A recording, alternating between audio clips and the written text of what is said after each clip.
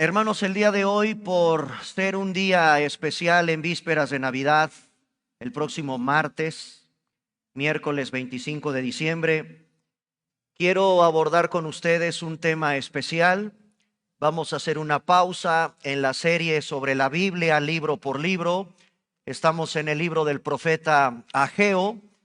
Vamos a hoy hacer una pausa porque quiero que abran sus Biblias en Primera de Timoteo, capítulo 3. Versículos del 14 al 16. Primera carta del apóstol Pablo a Timoteo, capítulo 3, versículos del 14 al 16. El misterio de la piedad. El misterio de la piedad es el tema de esta mañana. Primera de Timoteo capítulo 3, versículos del 14 al 16.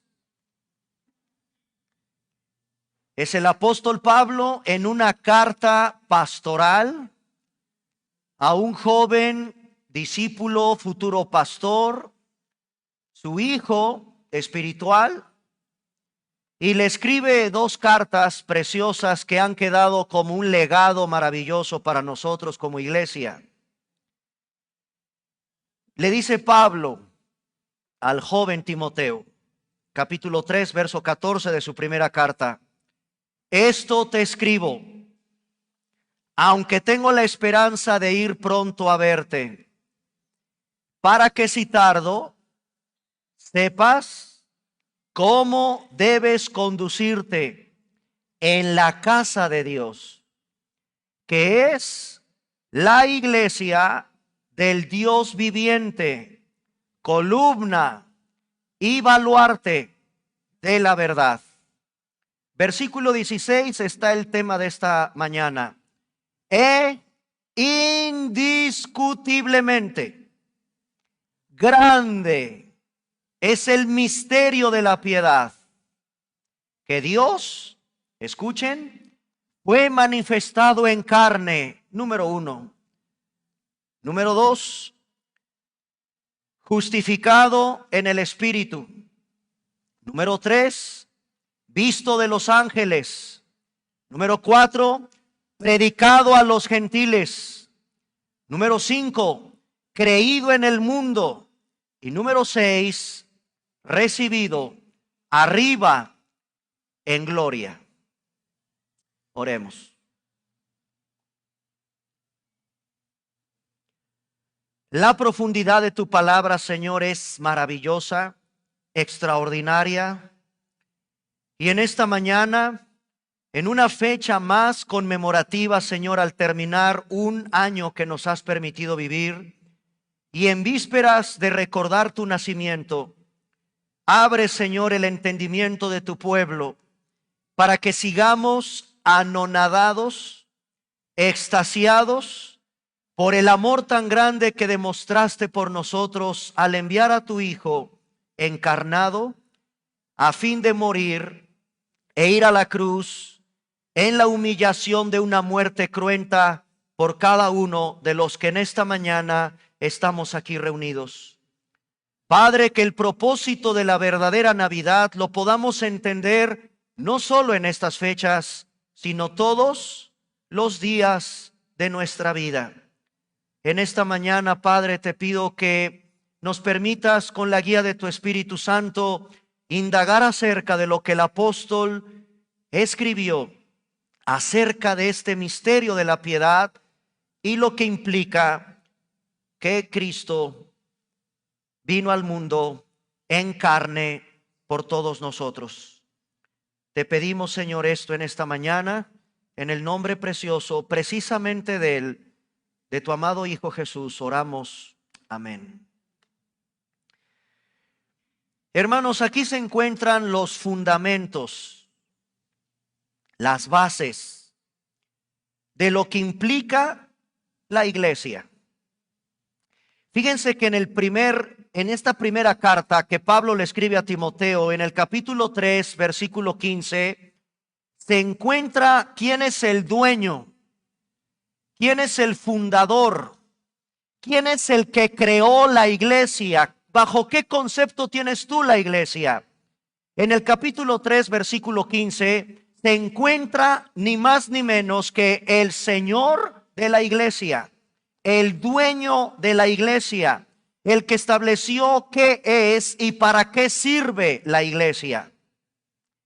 En el versículo 15 también se encuentra la misión de la iglesia. La iglesia no solamente tiene un dueño, sino que la iglesia tiene una misión que cumplir en este mundo. Cuando Pablo dice que es columna y baluarte de la verdad, está diciendo cuál es la misión de todos nosotros que conformamos la iglesia. Y número 3, en el versículo 16, a donde voy a centrar mi mensaje especial con ustedes en esta mañana, se encuentra cuál es el mensaje que la iglesia debe predicar. Así que, como ustedes se pueden dar cuenta, estamos ante los fundamentos. ¿Quién es el dueño de la iglesia? ¿Cuál es la misión de la iglesia? ¿Y cuál es el mensaje de la iglesia? Y el mensaje de la iglesia es proclamar, es defender un mensaje. Lo explica el versículo 16. Es un mensaje esencial. No nos podemos salir de este mensaje especial, solemne. Es el mensaje ni más ni menos que de Jesucristo. De hecho, Cristo pidió que proclamáramos este mensaje. Este es un mensaje, repito, esencial que todos los que formamos parte de la iglesia de Cristo tenemos que proclamar. De hecho, Cristo lo pidió. Cristo pidió, ordenó cuál es el mensaje que se debe de predicar. Por lo tanto, amados hermanos, la iglesia no puede predicar lo que se le dé la regalada gana.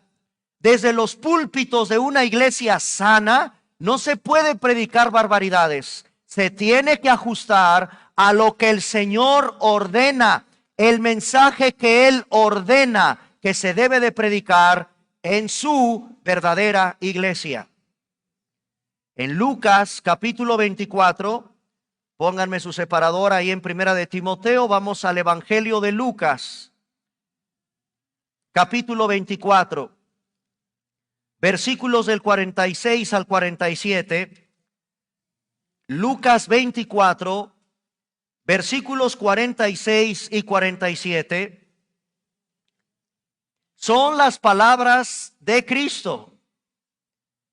Es exactamente lo que Cristo pidió que se anunciara. En el Evangelio de Lucas, capítulo 24, versículo 46, dice Jesucristo: y les dijo, así está escrito y así fue necesario, que el Cristo padeciese y resucitase de los muertos al tercer día. Y aquí viene el versículo 47, el mensaje que la iglesia debe predicar y que Cristo está ordenando que se predique.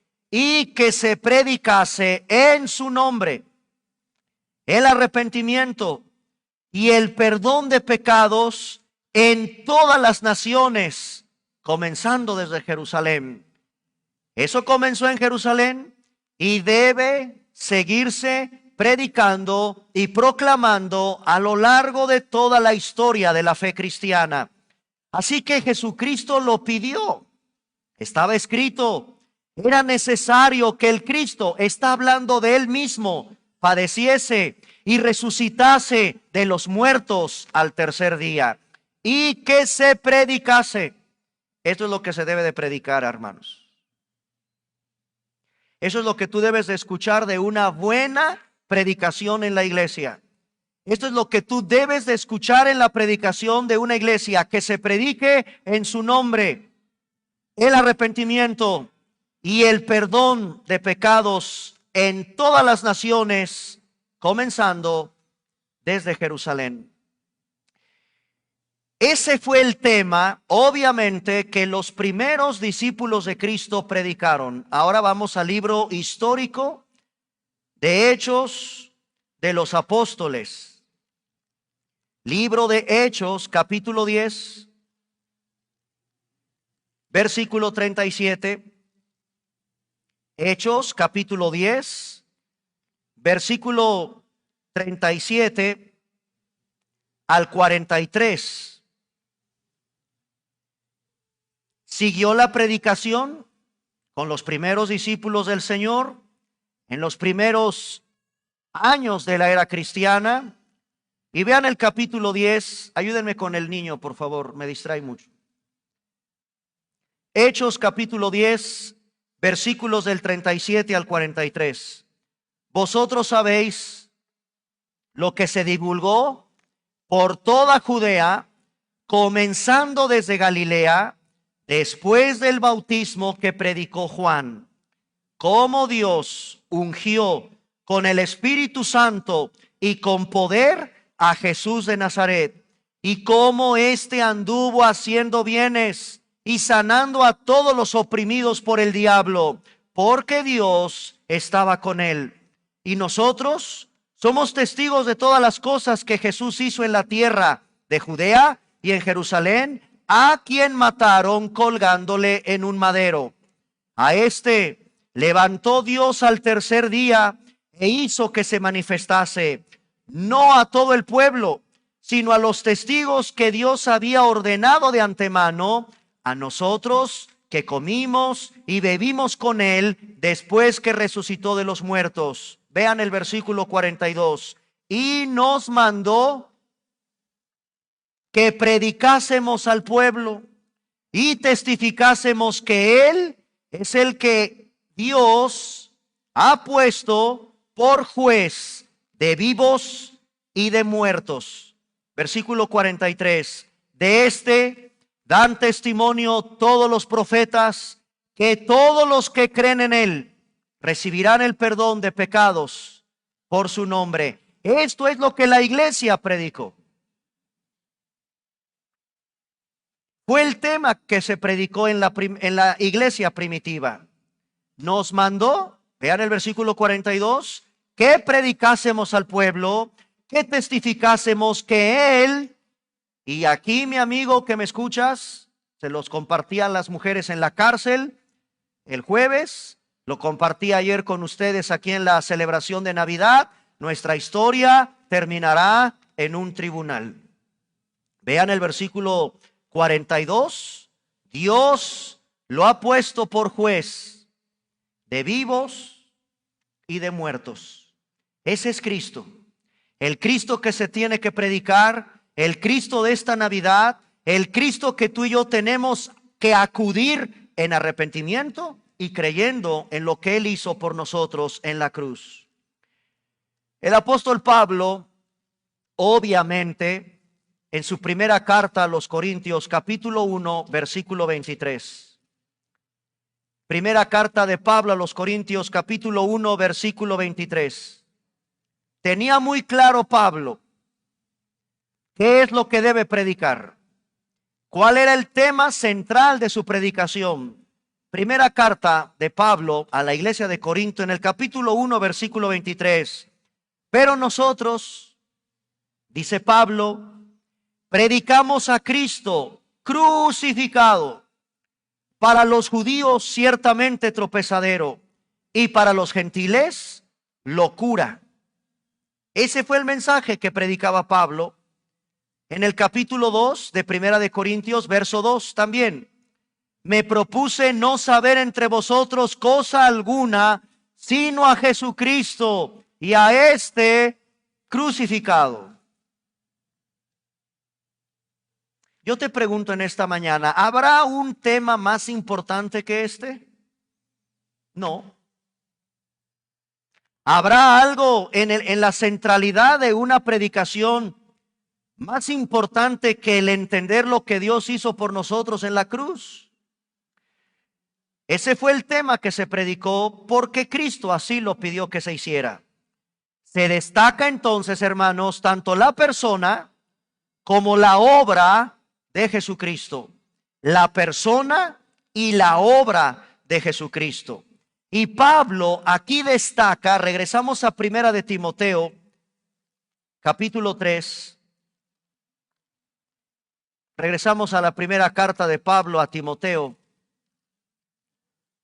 capítulo 3, versículo 16.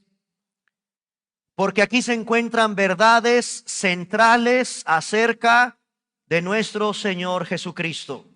Únicamente me voy a concentrar en el versículo 16. Indiscutiblemente, homologeo en el griego. ¿Por qué es tan importante esta palabrita homologeo? Indiscutiblemente. Esto significa decir una misma cosa. Es una verdad en la que todos debemos estar de acuerdo. Hermanos, en todas las iglesias debe de existir este documento. Este documento que tengo en mis manos se llama Confesión de Fe. Y todas las iglesias deben de tener precisamente una verdad plasmada en un documento basada en las Escrituras en la que todos estemos de acuerdo. Aquí en mis manos, por ejemplo, tengo la Confesión Bautista de 1689. La Iglesia de Vida Nueva Cuernavaca está de acuerdo. Estamos completamente de acuerdo con las verdades bíblicas que se han plasmado en este documento. Lo que está diciendo aquí Pablo es como una confesión de fe. Todos debemos estar en un mismo sentir. Todos debemos decir la misma cosa. Podemos tener diferencias doctrinales en algunas cuestiones periféricas, pero la centralidad nos debe de unir. Las confesiones, los documentos que implican una confesión de fe, nos ayudan, homologeo, a que todos estemos de acuerdo en que documentos como estos nos ayudan a decir una misma cosa. ¿Qué opinamos sobre el bautismo? ¿Qué opinamos sobre la cena del Señor? ¿Qué opinamos sobre el rol de liderazgo en la iglesia? ¿Qué opinamos sobre los dones espirituales? ¿Qué opinamos sobre el final de los tiempos? ¿Qué opinamos sobre la iglesia? Etcétera. Pablo nos dice que todos debemos estar en una misma idea, decir la misma cosa. Es una verdad en la que todos debemos estar de acuerdo. Debe de ser una convicción unánime de toda la iglesia. Una verdad grande, dice Pablo, grande será el misterio de la piedad. Y ahí comienza Pablo en esta, de alguna manera, confesión de fe en la que le pide a Timoteo, tú también tienes que estar de acuerdo conmigo. La iglesia tiene que decir lo mismo, indiscutiblemente. Eso significa la palabra homologeo, que se traduce en nuestras Biblias indiscutiblemente. ¿Y qué es lo que todos debemos decir como una misma cosa? Que grande, es muy grande, un misterio. El misterio de la piedad. Aquí hay una verdad grande, el llamado misterio de la piedad. ¿Y qué es un misterio en la Biblia? Esta palabrita a veces suele causarnos miedo porque asociamos misterio con algo tenebroso. No, hermanos, en la Biblia la palabra misterio es una verdad sagrada oculta que se revela en el Nuevo Testamento. Eso es un misterio. Un misterio es una verdad oculta que se revela, se da a conocer hasta el Nuevo Testamento. Y aquí yo encuentro este misterio, una gran verdad de salvación, Cristo Jesús. Pero dice piedad. ¿Ya lo vieron? Esta palabrita piedad. Uy, hermanos, esta palabrita amerita que la estudiemos a fondo, quizás en otra ocasión. ¿Quién es un piadoso? La palabra piedad viene del griego eusebia. Eusebia. Y no es otra cosa, hermanos, que un comportamiento digno de un verdadero hijo de Dios. Aquí encontramos una gran verdad de salvación y justicia por medio de Cristo que produce piedad en todos nosotros que creemos en Él.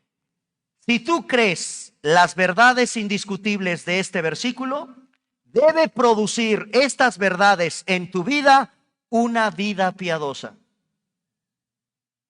una vida de testimonio, una vida que agrade al Señor. Esa es la palabra eusebia, porque esta piedad es la consecuencia, es la evidencia de que tú sabes que Dios fue manifestado en carne, justificado en el Espíritu, visto de los ángeles, predicado a los gentiles, creído en el mundo y recibido arriba en los cielos. Esta verdad que Pablo presenta aquí debe producir en tu vida una vida de piedad.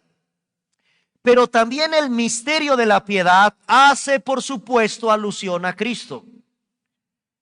Cristo es la revelación de la verdadera y perfecta semejanza de Dios. Él es Dios. De modo que la piedad alude a la encarnación. Y después a todos los que ya son salvos por haber creído en Cristo y que Dios nos llama santos. Repito, este misterio de la piedad, número uno, hace alusión a Cristo como la revelación. Cristo es la revelación de la verdadera y perfecta semejanza de Dios. Cristo Él es Dios. De modo que la piedad alude, de acuerdo al versículo 16, primero a su encarnación y después a todos los que ya somos salvos y llegamos a ser santos por haber creído en el nombre de Jesucristo. Esta es la verdadera explicación de por qué se le llama misterio de la piedad. Y en estos versículos también hay un himno. No lo detectamos nosotros mucho porque nuestras Biblias están en el español, pero en estos versículos hay un antiguo himno de la iglesia primitiva. Aquí, hermanos, hay 6 verbos conjugados en un tiempo aoristo, tercera persona del singular. Yo sé que estos son términos muy complejos, pero créanmelo. Aquí hay 6 verbos conjugados en un tiempo aoristo. Tienen ritmo, tienen paralelismos. Aquí hay un himno que recogió la iglesia primitiva y lo cantaban. De hecho, hay paralelismos aquí. Vean el primer paralelo entre la carne y el espíritu. El segundo paralelo entre los ángeles y los seres humanos. Y el tercer paralelismo entre el mundo y la gloria, o la tierra y el cielo. Revisen con detenimiento y van a encontrar estos paralelismos en esta porción de la Escritura. Entre la carne y el espíritu, entre los ángeles y los seres humanos gentiles, entre el mundo y la gloria, o la tierra y el cielo. Este maravilloso pasaje de la Escritura me habla de 6 verdades que todo cristiano debe conocer y que nos vamos a concentrar en la primera. ¿Cuáles son las 6 verdades que muestra este versículo que son fundamentales? Número 1, Jesucristo fue manifestado en carne. Número 2, Jesucristo fue visto de los ángeles. Número 2, Jesucristo fue justificado en el Espíritu. Ese es el 2. Jesucristo justificado en el Espíritu. No los voy a explicar, solo voy a explicar el primero. Jesucristo manifestado en carne. ¿Ok? Segunda verdad, Jesucristo fue justificado en el Espíritu. Número 3, Jesucristo fue visto de los ángeles. Número 4, Jesucristo fue predicado a los gentiles. Número 5, Jesucristo fue creído en el mundo. Y número 6, Jesucristo fue recibido en gloria. Así se desglosa para su estudio este versículo 16. Por cuestiones de Navidad, me interesa el primero. Jesucristo manifestado en carne. Navidad es el recordatorio perpetuo de la pecaminosidad humana.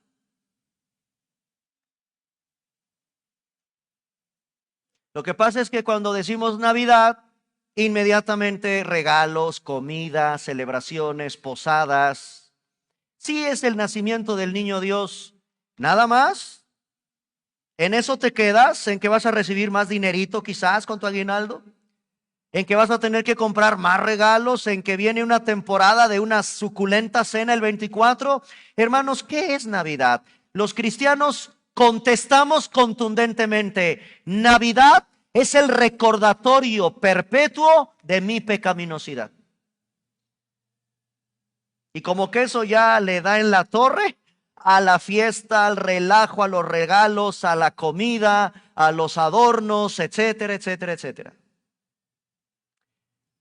Sí, hermanos, la Navidad es un recordatorio perpetuo de que yo soy un pecador. Navidad es un nacimiento. Dios se hizo hombre.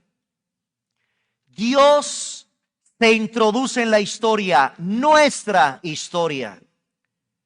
Dice Pablo, manifestado, ya lo vieron en el versículo 16, primera verdad, Dios fue manifestado, paneró en griego, P-H-A-N-E-R-O-O, paneró. ¿Qué significa paneró? Hacerse visible. Dios es espíritu, hermanos, es eterno, omnisciente, inmutable, 3 veces santo.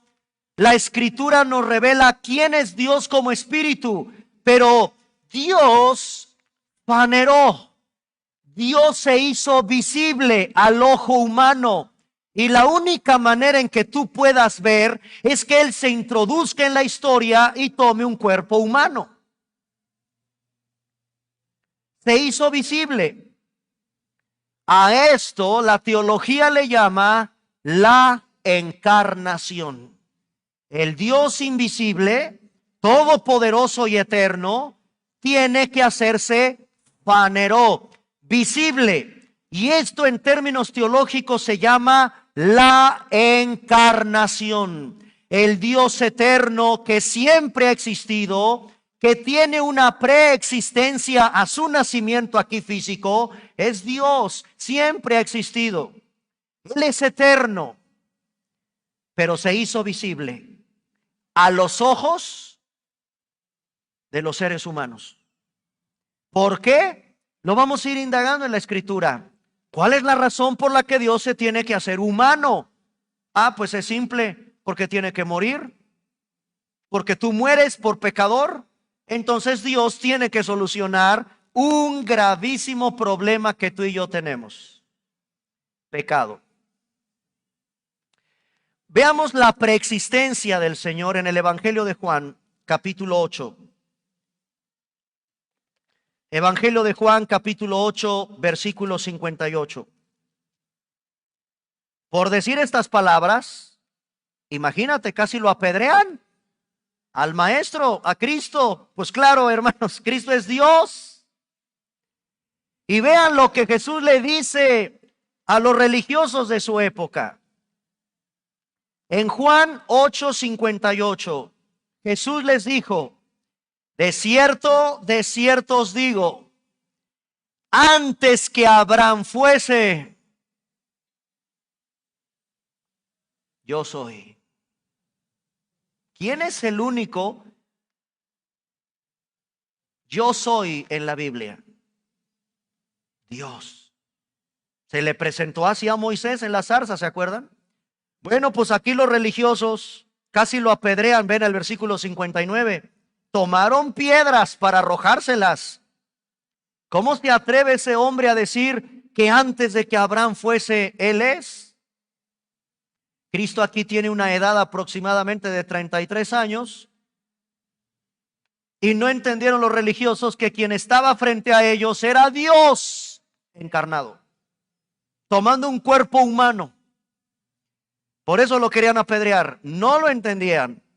En el capítulo 17 de Juan, vamos a Juan capítulo 17, versículo 5.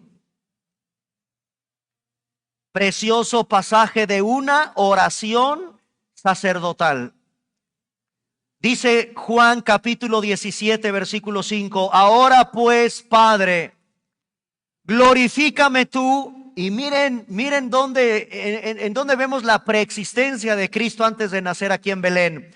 Glorifícame tú al lado tuyo, con aquella gloria que tuve contigo antes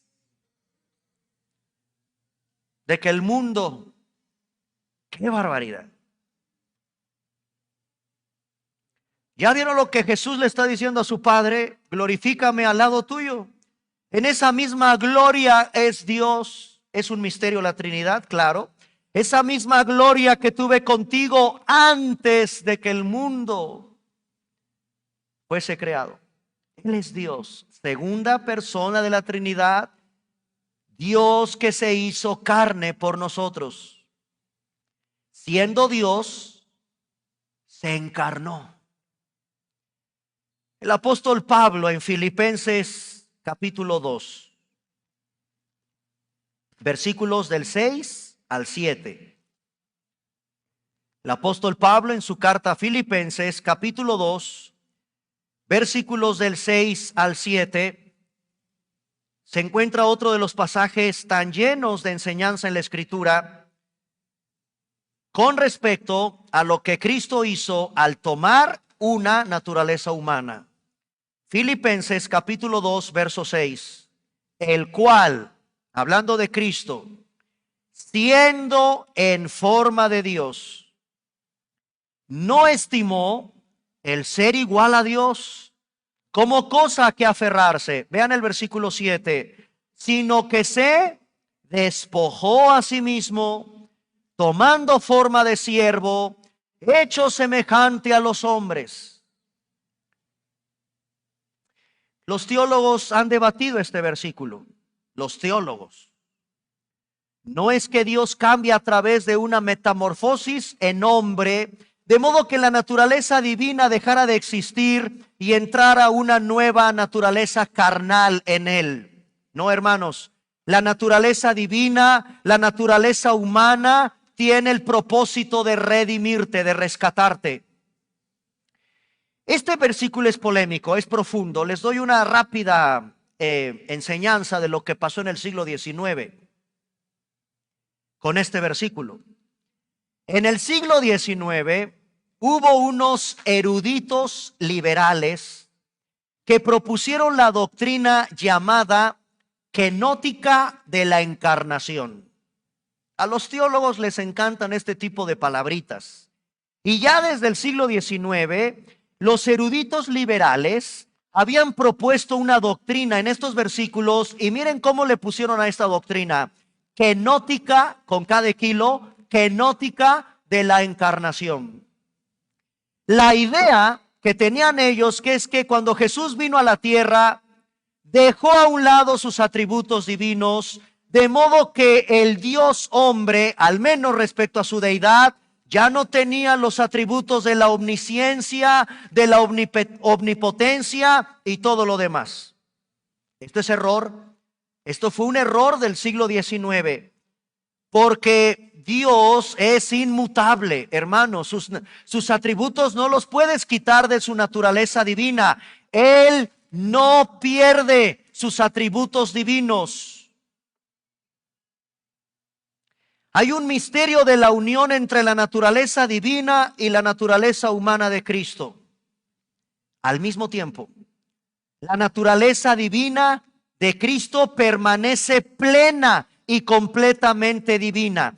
¿Qué es lo que se vació aquí? ¿Cuál es la kenosis aquí? Esta palabrita griega kenosis significa que Cristo se vació. Pero ¿qué es la kenosis en realidad? Se vació no de su divinidad. Se vació de la gloria, del privilegio y de la exaltación. De eso sí se hizo a un lado. Cristo, siendo Dios, vino sujeto a la hostilidad humana, a la crítica humana y a la negación del ser humano.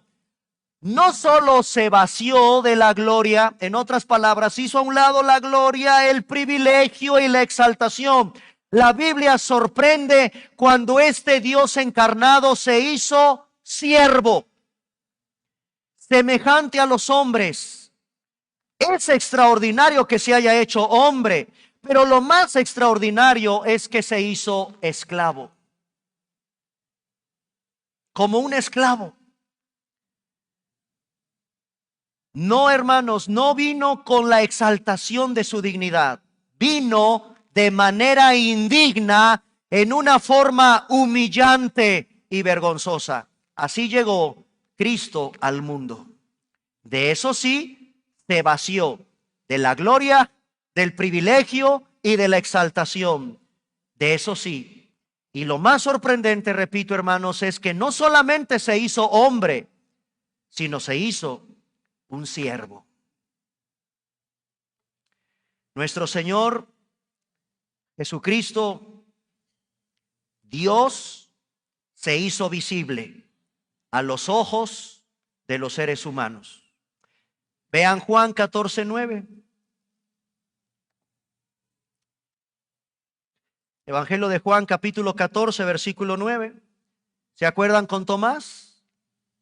Jesús le dice a Tomás: tanto tiempo hace que estoy con vosotros y no me has conocido, le dice a Felipe.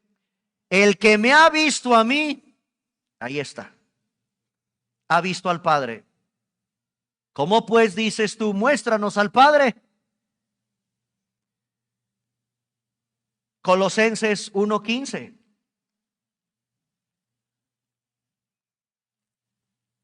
El apóstol Pablo ahora en Colosenses capítulo 1, versículo 15. Él es la imagen, ahí está, otra vez, del Dios invisible. Cristo se hace visible del Dios invisible. Él es el primogénito de toda la creación, no en el sentido de haber sido creado, Esta es otra explicación aquí. Él es la imagen del Dios invisible. Es la visibilidad de Dios, en otras palabras. El hombre lo vio, lo tocó, comieron con él, desayunaron con él, durmieron con él, etc. Ahora, hay algo importante también para ir terminando, que Pablo dice con respecto a este misterio de la encarnación de Cristo. Regresamos por favor a 1 de Timoteo capítulo 3 y dice que fue manifestado en carne. ¿Qué es la carne? No se refiere a la naturaleza pecaminosa del hombre. Se refiere a su humanidad, simplemente. El hecho de que Pablo diga que fue manifestado en carne, no significa que tenga lo que tú y yo sí tenemos como naturaleza carnal pecaminosa. La idea que nos da el Espíritu Santo es simplemente se hizo carne en el sentido humano. Se hizo hombre. Se refiere a su humanidad.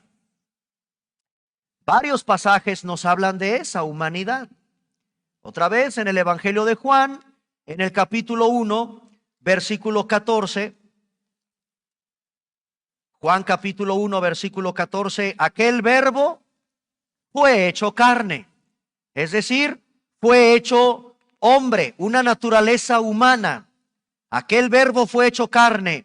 habitó entre nosotros y vimos su gloria, dice Juan, gloria como del unigénito del Padre, lleno de gracia, lleno de verdad. Pablo en Gálatas también, Gálatas capítulo 4, versículo 4. Apóstol Pablo en Gálatas 4:4 dice: pero cuando vino el cumplimiento del tiempo, Dios envió a su Hijo, nacido de mujer y nacido bajo la ley. Es decir, tuvo que nacer de carne, como todo bebé, sin pecado. Filipenses, capítulo 2, versículos del 7 al 8. Filipenses, ya lo vimos, 2, del 7 al 8. Se despojó, ya les expliqué de qué se despojó, tomando forma de siervo, esclavo, hecho, ya lo vieron, versículo 7, semejante a ti, semejante a los hombres. Versículo 8, y estando en la condición de hombre, fíjense todavía Dios, se hace hombre, lo cual ya es algo humillante. Él siendo Dios todopoderoso y eterno, se va a meter o va a tomar cuerpo de un ser humano. Pero no solo eso, se hizo siervo como un esclavo. Y luego dice el versículo 8, estando en esa condición de hombre, se humilla todavía más.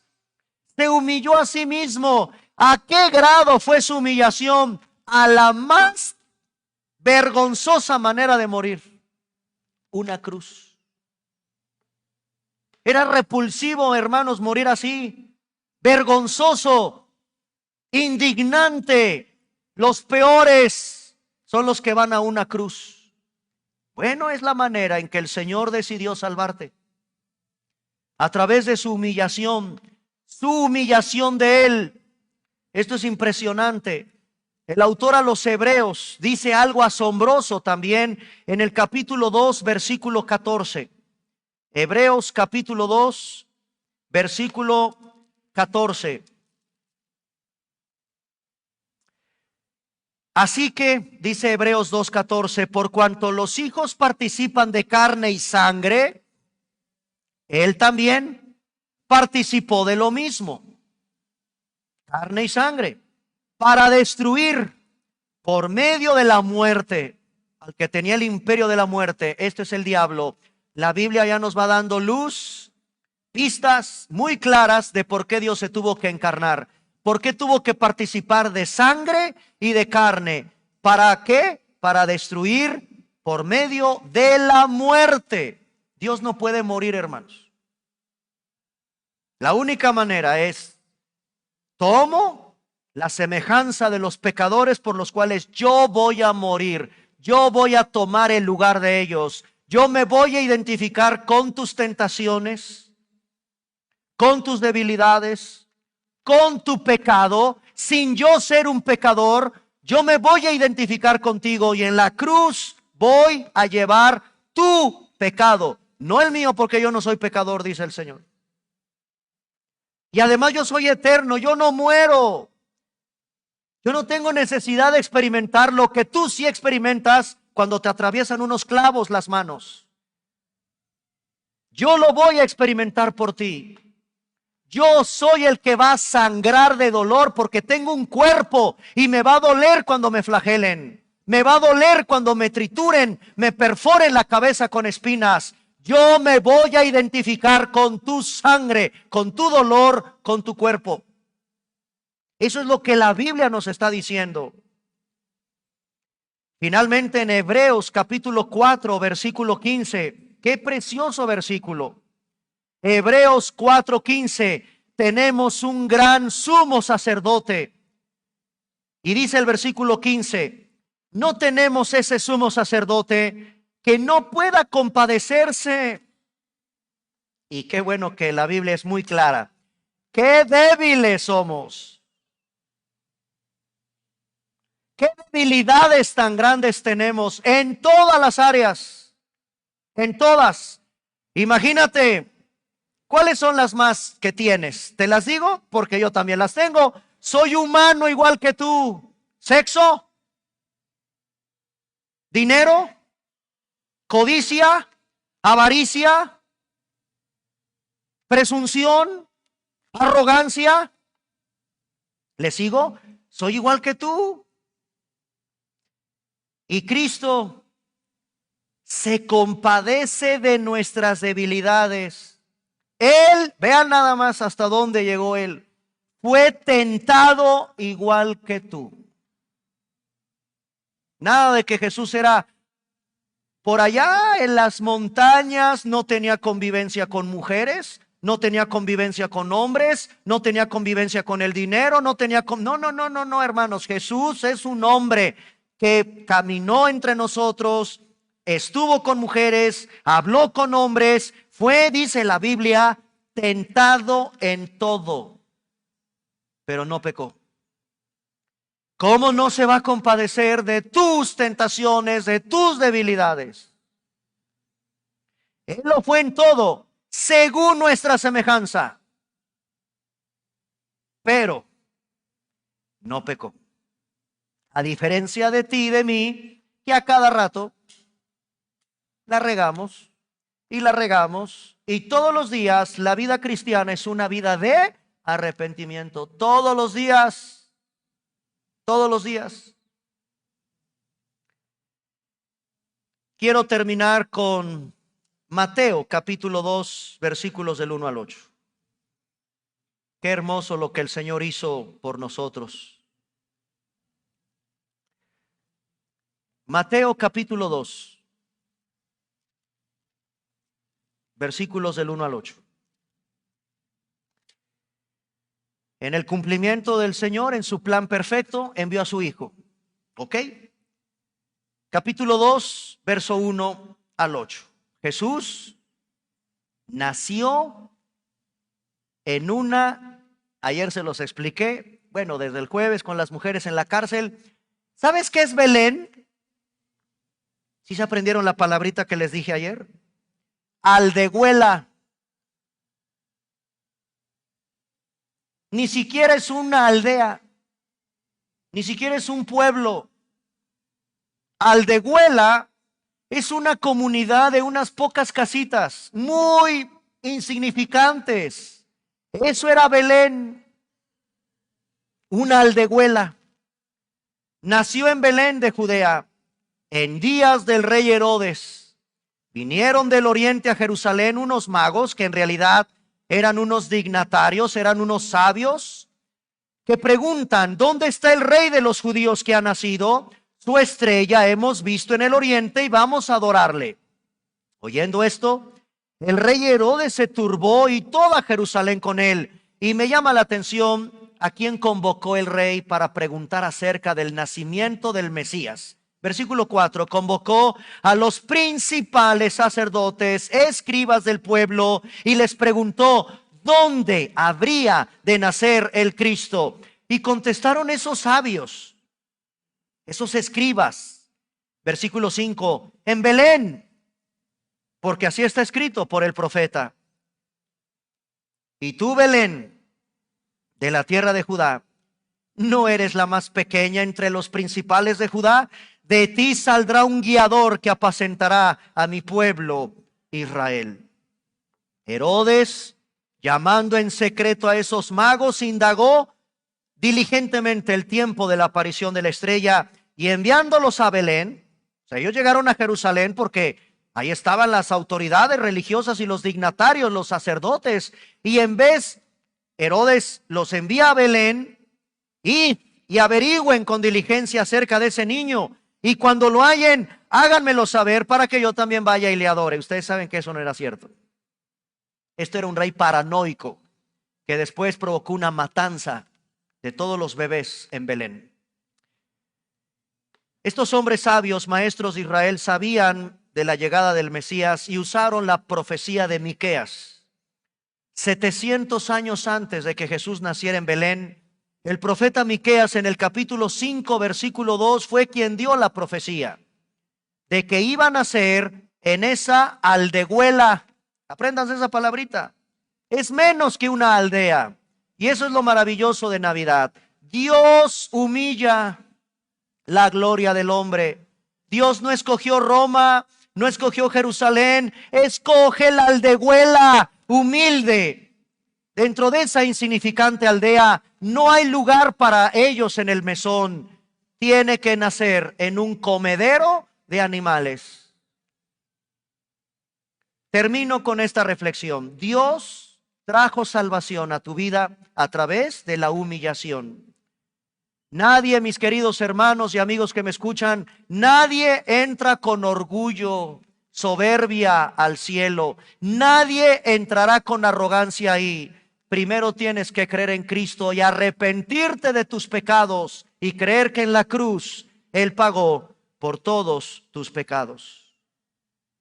Él vino al mundo a morir por nosotros como pecadores. Por eso se tuvo que identificar con nuestra naturaleza humana, pecadora, que va camino a la muerte, pero Él sin pecar.